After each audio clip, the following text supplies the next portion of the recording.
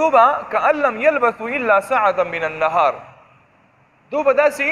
د قبر کې څونه مودې تېرې شوې که نه لکه اوس مثلا د چا والد صاحب مړ دی د چا تره مړ دی د چا نیکه مړ دی نیا مړه ده نو دا خلک چې کله د قبرونو نه راپاسي او یو بل سره ملاقات وکړي نو دا څونه وخت چې دو تېر کړی دی دو بالکل یو بل پېژني هلکه پلان کې څنګه یې یو بل بالکل پېژني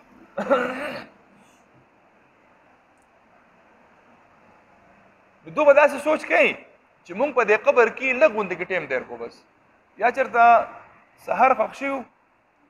او مازدیګر راپاسېږو یا مازدیګر خوښ شو دا اوس سهار دی یو راپاس دا خلک به په تشویش کېږي یاره څه حساب کتاب خو په هر حال لږ ټیم هم تېر کړی دی نو بس ډېر هم نه دی تېر کړی یتعارفون بینهم او په آپس کې به یو بل پېژني یو بل به پېژني امام بغوي رحمت الله علیه خپل تفسیر کې فرمایي دې آیت په تفسیر کې چې دا پہچان چې کوم دی د یو بل سره د دې خلکو دا په شروع کې وروسته به دونه هیبت شروع شي بیا به دومره هولناک منظري دومره خطرناک او د یری منظر وي چې بیا به څوک یو بل ته د پہچان دپاره وزګار نه او نور روایتونه کې راځي چې دا پہچان به وي پہچان نه ختمېږي یو بل به ښه پېژني په هوش اواز کې به یې سړی حضرت عمر فاروق رضی الله تعالی عنه چې کله د نبی علیه الصلاۃ والسلام نه حدیث واورېدو نبی علیه الصلاۃ والسلام فرمایل چې په دې قبر کې به د مړي نه سوال جواب کېږي نو عمر فاروق رضی الله تعالی عنه نبی علیه الصلاۃ والسلام نه تپوس وکړو دا الله رسوله موږ په خپل هوش او حواس کې یعنی څنګه چې موږ اوس په دنیا کې یو که نه په هوش حواس نو داسې په دې قبر کې هم یو نبی علیه الصلاۃ والسلام ته وفرمایله او بالکل په قبر کې هم دغه شان هوش حواس بالکل برابري الله دې معافي وکړي یار زه خو ډېر زیات یارېږم د قبر د عذاب نه ځم چې خدای پاکه دا جومات دی که نه څومره غټ حال دی بلډینګ دی ځګې دی که نه په دې کې ته تیاره که زه به تخته م ځګې منډه به وم نشم ټینګېدی او یاره په دغه یاره دا زموږ د قبرستان دی که نه سم خیال دی ماستوین سړی چې ورځي هسې زړه یارېږي چې هلکه څه دي اوس په قبرستان کې څه دي ما خو مړي دي ځان له په خپل هغه کې دي بس هغو خپله دنیا ده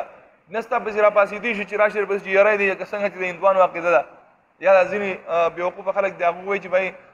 مړي راپاسي او د هغو روحونه راځي او بیا ګرځي او داسې قصې پسې نشته بس د هغو خپله دنیا ده عالم برزخ کې دی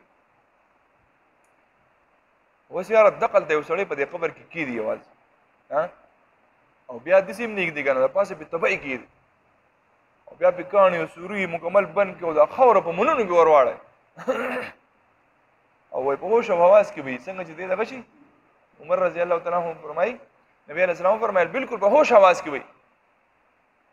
سوچ وکړئ که نه څومره خطرناک منظر دی یار الله تعالی دې زموږ د ټولې حفاظت وکړي د دې وجې نه زه هم او تاسو هم په ځان لازم کړئ چې ماسوتنې دا تبارک الذي لازمي وایو دا تبارک الذي دا لازمي وایو څوک چې تبارک الذي وایي سوره ملک تبارک الذي څوک چې د دې تلاوت کوي ماسوتنې الله رب العزت په دې د قبر د عذاب نه محفوظ کړي د دې کوشش وکړو ان شاء الله زم شروع کوم تاسو هم شروع زه ویم تاسو هم شروع کوئ وایه صحیح ده نو دوی به یو بل پېژني خو د دوی دا تعارف دا سخته تکلیف په دومره سې وایي چې په دغه ورځ باندې به څوک دې ته جوړ نه شي بل نه تپوس وکړي چې هلکه څنګه چل دی هغه ابی څنګه و بیا وروسته و یاره هغه دې څنګه و هماغه بچي بیا څنګه و دې خبرو ته به څوک جوړ نه یوم یفر المرء من اخیه وامه وابیه وصاحبته وبنیه په دې ورځ باندې به